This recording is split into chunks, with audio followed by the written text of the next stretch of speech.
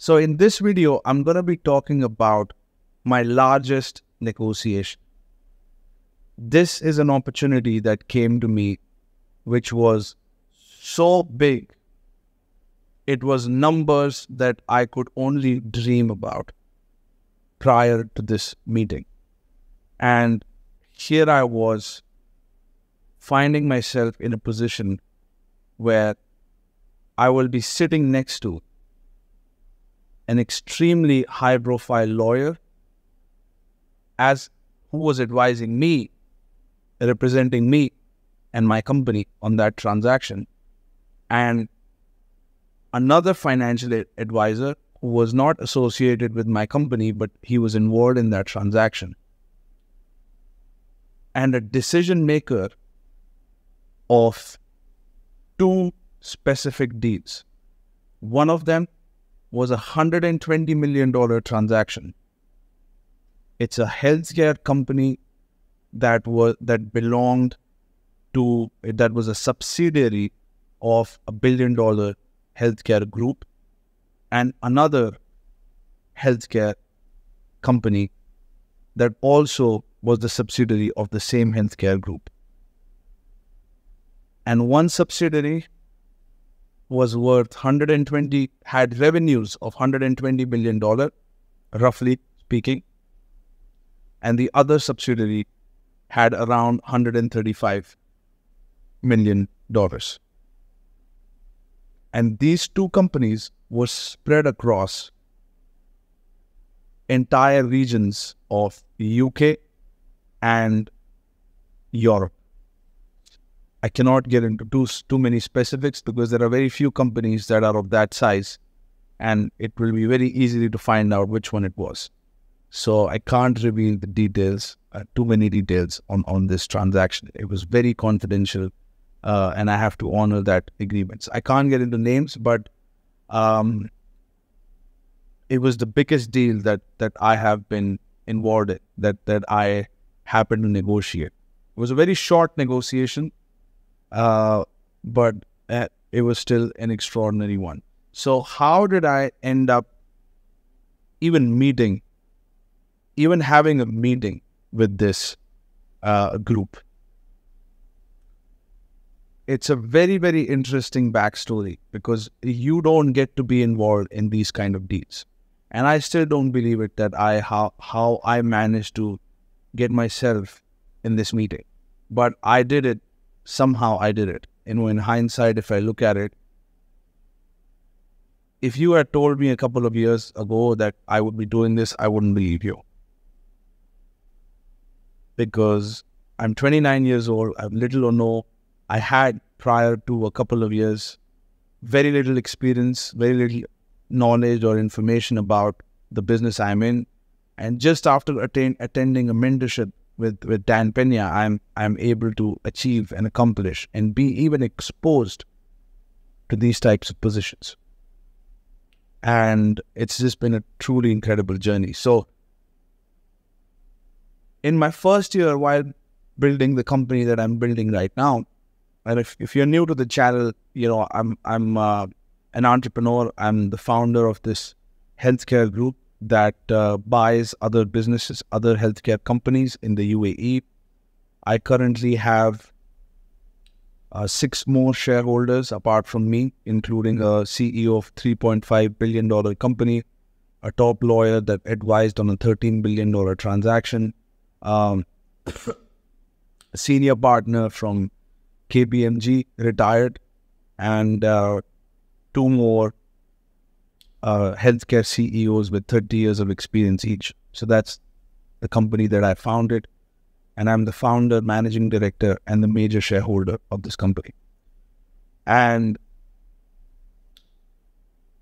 I teach now entrepreneurs how to get in these positions of doing multi-million-dollar deals. I was trained by Dan Pena in his castle. I did the QLA. His QLA program, if you don't know Dan Pena, you can look it up. And this video, I'm sharing a much more sort of fast forward into this largest negotiation that I've been part in. So in my first year, while I was building this company, I had little or no contacts in the region. I had little or no money. And I made a lot of calls. I did hundreds of calls, hundreds of messages. And I met a lot of people. I was very surprised as to how many high-profile executives were willing to take meetings with me and build a relationship with me, build that contact. So my contact base in my first year grew quite a bit. I had a couple of thousand people that I made contact with, through email, LinkedIn, and phone calls and Zoom meetings. So I had a pretty big a base that I built. And, sometimes you will be born into circles. Your parents might have a circle, your friends might have a circle, and sometimes you have to create a circle that you want to be part of. For me, I was an expat in UAE. I didn't have a circle there. I had to make the phone calls, get the meetings. And I was very surprised as to how open people were to do meetings, especially high-profile executives. I was very surprised with that. So I made a couple of thousand contacts through various social media platforms. And I had this one contact, one meeting that I did with one executive who was actually a director position in one of the big accounting firms. And he reached out to me over email. And this is what happens when you keep pitching your business idea to so many people. Even if you don't move forward, at least you're creating that awareness in that circle. And at some point, especially if your vision is big enough, and I wanted to create a $1 billion company. So a lot of people have to contribute to this company for it to become that kind of valuable. It's not going to happen just because I put value into it. Many hands have to come together to make this happen. So when people see one person who has such a big vision, they want to add value and they take a small piece of the action. That's typically what happens. So the bigger the vision, the more people want to get involved, because even a small piece of a big company is still very big. So when you have a big vision, you will find that many people want to contribute, and they will not even expect any money up front. They would want to add value to your company, and then when things materialize, they will get paid.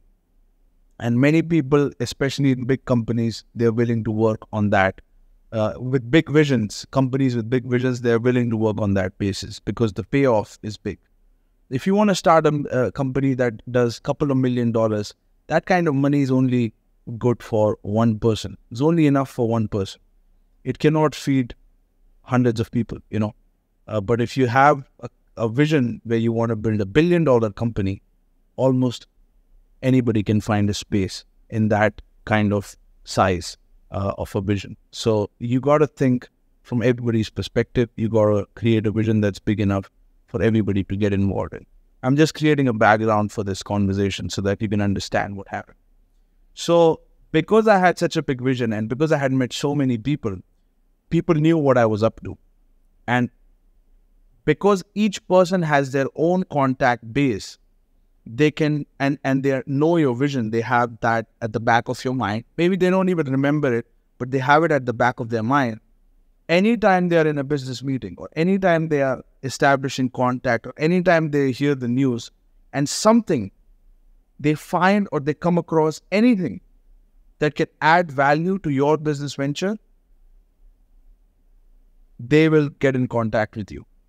So just by sheer exposure of doing a lot of presentations, especially with high-profile executives who all are in powerful positions and have big contact bases, some opportunity, somewhere, sometime will come your way. And that's what we call in this business model, kissing frogs. You kiss a lot of frogs and you end up in some place that you would have never expected yourself to be. So I was hearing about this $1 billion group for a long, long time before I even started. And for me to be able to negotiate with these guys, I just wouldn't believe that it would ever happen. I didn't even know how to get to the decision maker, but I got there. I got there, and now I obviously know how to do that. But I got a call, I got an email from this individual that I met almost a year ago at that time, and he said, I have an opportunity for you. Have you heard about this company? And I said, yes, I have heard about that company. He said, I know they are trying to sell these 2 subsidiaries. I can set up a meeting for you with the decision maker. I said, wow, okay. And then he just copied the decision, and he says, what am I going to get? Can we come up with some arrangement? I said, sure, we can come up with an arrangement. So he said, I want 2-3% of the whole transaction. I said, come on, this is a $100 million deal. And you are just making an introduction. So you want $3 million for an introduction? That's a lot. We'll be raising money, we'll be managing the company. It's possible we might turn this thing around. Who knows, what type of situations we get into. And you are pulling out $3 million from this ecosystem? He said, okay, how much can you give me? I said, I can give you a flat fee of $50,000 if the deal materializes. So if the deal happens, if you make the introduction, if the deal happens, he will get $50,000. So from $3 million, I negotiated down to $50,000. He agreed. I said, okay. And I said, by the way, your point of contact that you are introducing me to, I have someone on my board that I can go through for free, because that person already has an incentive with the company and I can go through them. But I'm going through you because I want to offer you some opportunity so that in the future you bring me more deals like this. So he said, okay, done. So I used competition, and I used competition to create leverage, and I finally negotiated a good fee structure. And he opened up the contact. He made the introduction. He said, let's meet at the Ritz-Carlton Hotel, and the decision maker will be there. It will be a casual coffee meeting, and we'll all meet there and we'll see what can happen. And she has really all the control. And I'm not going to go who she was, what position, because even if I give a little bit hint, you will know which it was. So this decision maker, I went there, and the moment I arrived with my lawyer, and my lawyer opens up the conversation. I represent this company who he is the founder of. In this conversation, I'll be representing Prithvi Chauhan. And the decision maker looked at the advisor who introduced us, looked at me, looked at the lawyer, and she said, I thought this was going to be a casual coffee meeting, and you have your lawyers and advisors and whole jazz. I mean, what's this? And then I was like, well, we had to be prepared because it's a big deal, and we wanted to be advised properly. We wanted to, be prepared. And everybody is just in a casual mode, don't worry. And so she understood that I really wasn't in the casual mode, that I was serious there, considering, and I was prepared. So we started to ask some questions. By this time, I had been in several negotiations, so I knew what to ask for. I was given some information prior to the meeting, so I knew what I was dealing with. I knew why they were selling it, why they wanted to sell it, what type of pressures they had. And even if it was a big deal, the type of position that she was in and that whole company was in made it wasn't a very uncomfortable situation for me, because it was more uncomfortable probably for them.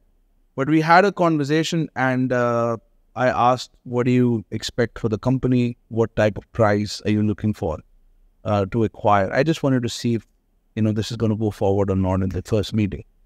And the price that she proposed was like probably 5 times more than what we could pay for. So the deal did not go through, but just to be in that position of negotiating that kind of transaction was incredible. We said goodbye. And many times this happens, that you meet these people who are in powerful positions. Nothing happens, nothing gets concluded, for example, but eventually you meet them again on a different deal, and then something happens. So just to make these points of contact strengthens your position, strengthens your power, and very interesting conversation, and one of the biggest deal exposure that I have had so far, and I just wanted to share that with you. If you're someone who wants to get involved in doing these types of deals, getting this kind of exposure, being in these types of positions, reach out to me. I train entrepreneurs how to do this. Write me an email referring to this video, and watch my other videos. Hit that subscribe button, and get in touch with me. Someone from me or my team will write you back. There is a free consultation call that I offer. You have to qualify for this call. I don't do this call with everybody. It's not going to be possible for me to do it with everybody. So I select individuals based on some factors that we will discuss on the email. And if you qualify, you can do the free consultation call. And if everything goes well, we can do a one-on-one mentorship. You can have me as your mentor, one-on-one, training you over 3 to 6 months in how to get involved in these types of transactions. So reach out to me if you're serious. I only talk to serious people, and we will assess if this opportunity is for you or not. I'll talk to you soon.